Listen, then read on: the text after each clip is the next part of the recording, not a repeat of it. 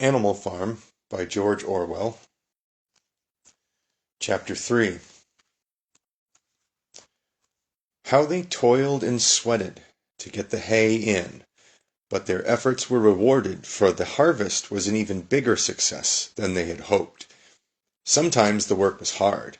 The implements had been designed for human beings and not for animals, and it was a great drawback that no animal was able to use any tool that involved standing on his hind legs. But the pigs were so clever that they could think of a way round every difficulty. As for the horses, they knew every inch of the field, and in fact understood the business of mowing and raking far better than Jones and his men had ever done. The pigs did not actually work, but directed and supervised the others. With their superior knowledge, it was natural that they should assume the leadership. Boxer and Clover would harness themselves to the cutter or the horse rake. No bits or reins were needed in these days, of course, and tramp steadily round and round the field with a pig walking behind and calling out, "Gee up, comrade," or "Whoa back, comrade," as the case might be. And every animal, down to the humblest, worked at turning the hay and gathering it. Even the ducks and hens toiled to and fro all day in the sun, carrying tiny wisps of hay in their beaks. In the end they finished the harvest in 2 days less time than it had usually taken Jones and his men. Moreover, it was the biggest harvest that the farm had ever seen. There was no wastage whatever. The hens and ducks with their sharp eyes had gathered up the very last stalk, and not an animal on the farm had stolen so much as a mouthful. All through that summer the work of the farm went like clockwork. The animals were happy as they had never conceived it possible to be. Every mouthful of food was an acute positive pleasure, now that it was truly their own food, produced by themselves and for themselves, not doled out to them by a grudging master. With the worthless parasitical human beings gone, there was more for everyone to eat. There was more leisure, too, inexperienced though the animals were. They met with many difficulties. For instance, later in the year, when they harvested the corn, they had to tread it out in the ancient style and blow away the chaff with their breath, since the farm possessed no threshing machine. But the pigs, with their cleverness, and Boxer, with his tremendous muscles, always pulled them through. Boxer was the admiration of everybody. He had been a hard worker, even in Jones's time, but now he seemed more like 3 horses than one. There were days when the entire work of the farm seemed to rest on his mighty shoulders. From morning to night he was pushing and pulling, always at the spot where the work was hardest. He had made an arrangement with one of the cockerels to call him in the morning, half an hour earlier than anyone else, and would put in some volunteer labor at whatever seemed to be most needed before the regular day's work began. His answer to every problem, every setback, was, "I will work harder," which he had adopted as his personal motto. But everyone worked according to his capacity. The hens and ducks, for instance, saved 5 bushels of corn at the harvest by gathering up the stray grains. Nobody stole, nobody grumbled over his rations.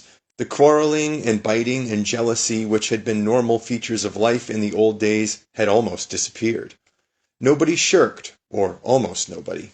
Molly, it was true, was not good at getting up in the mornings, and had a way of leaving work early on the ground that there was a stone in her hoof. And the behavior of the cat was somewhat peculiar. It was soon noticed that when there was work to be done, the cat could never be found.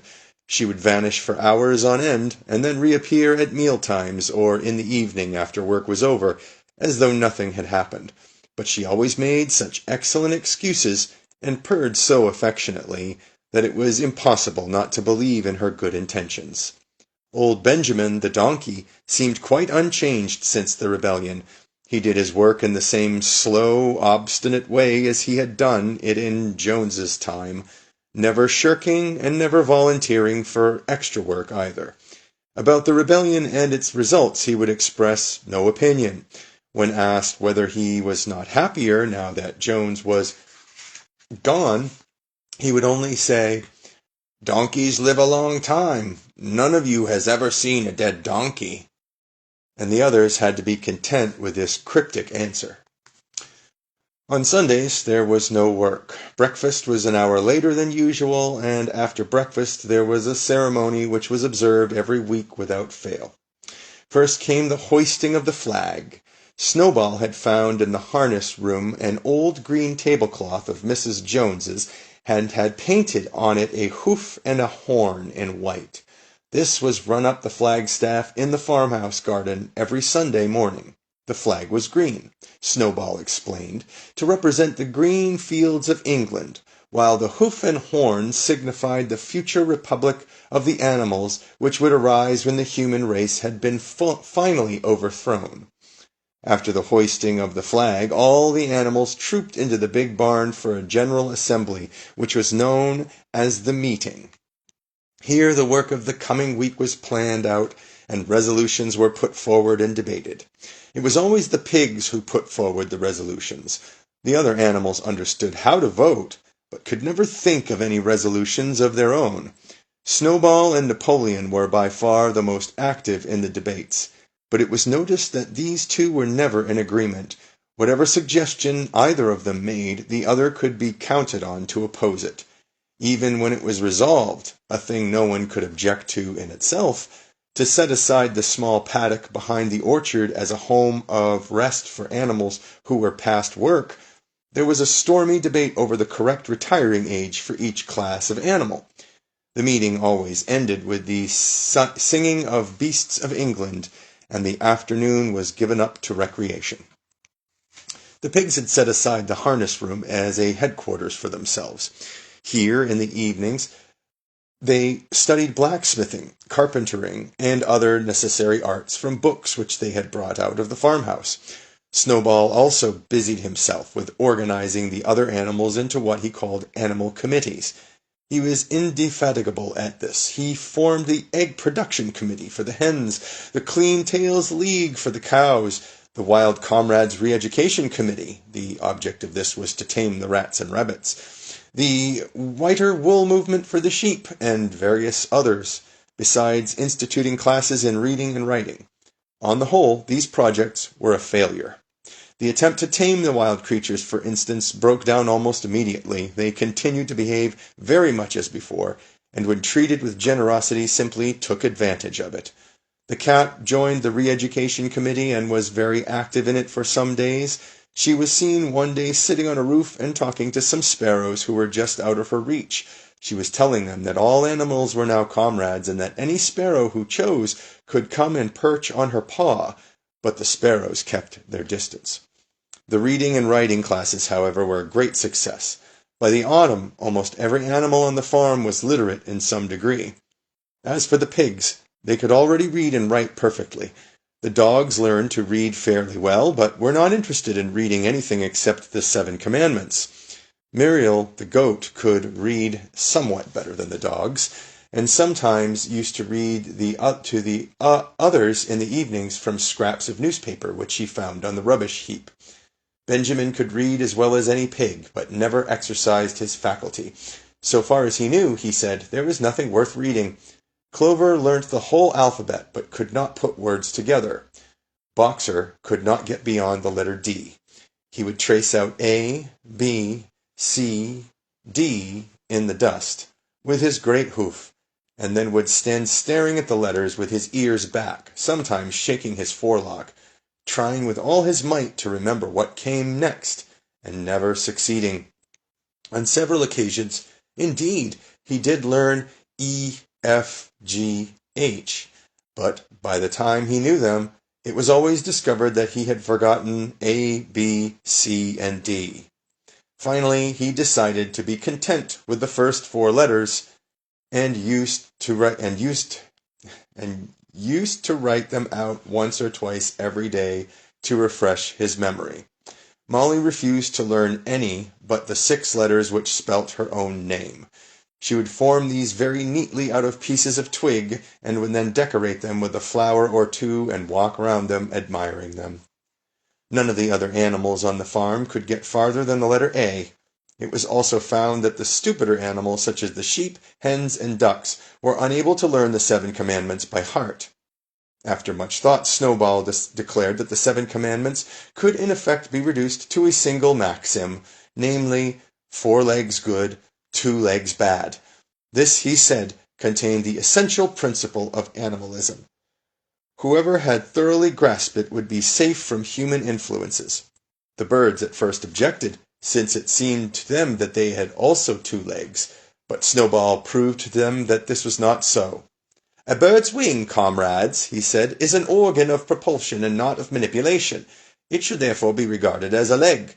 The distinguishing mark of the man is the hand, the instrument with which he does all his mischief." The birds did not understand Snowball's long words, but they accepted his explanation, and all the humbler animals set to work to learn the new maxim by heart.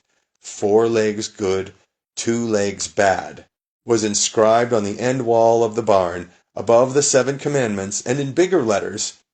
When they had once got it by heart, the sheep developed a great liking for this maxim, and often, as they lay in the field, they would all start bleating, 4 legs good, 2 legs bad, 4 legs good, 2 legs bad, and keep it up for hours on end, never growing tired of it.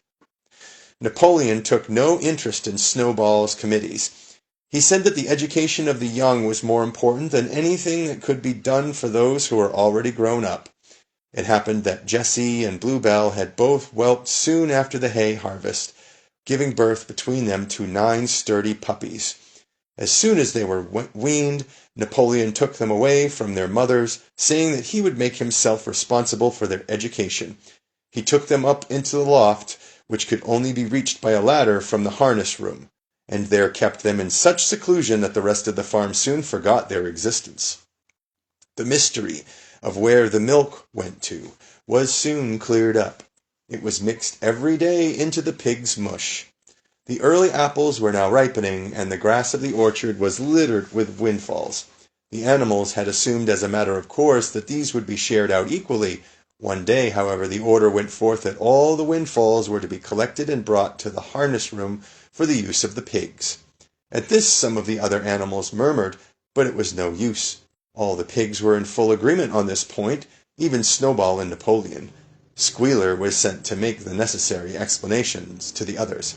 "Comrades," he cried, "you do not imagine, I hope, that we pigs are doing this in a spirit of selfishness and privilege. Many of us actually dislike milk and apples. I dislike them myself. Our sole object in taking these things is to preserve our health. Milk and apples, this has been proved by science, comrades, contain substances absolutely necessary to the well-being of a pig. We pigs are brain workers. The whole management and organization of this farm depend on us. Day and night we are watching over your welfare. It is for your sake that we drink the milk and eat those apples. Do you know what would happen if we pigs failed in our duty? Jones would come back. Yes, Jones would come back. Surely, comrades," cried Squealer almost pleadingly, skipping from side to side and whisking his tail, "surely there is no one among you who wants to see Jones come back." Now, if there was one thing that the animals were completely certain of, it was that they did not want Jones back. When it was put to them in this light, they had no more to say. The importance of keeping the pigs in good health was all too obvious. So it was agreed without further argument that the milk and the windfall apples, and also the main crop of apples when they ripened, should be reserved for the pigs alone.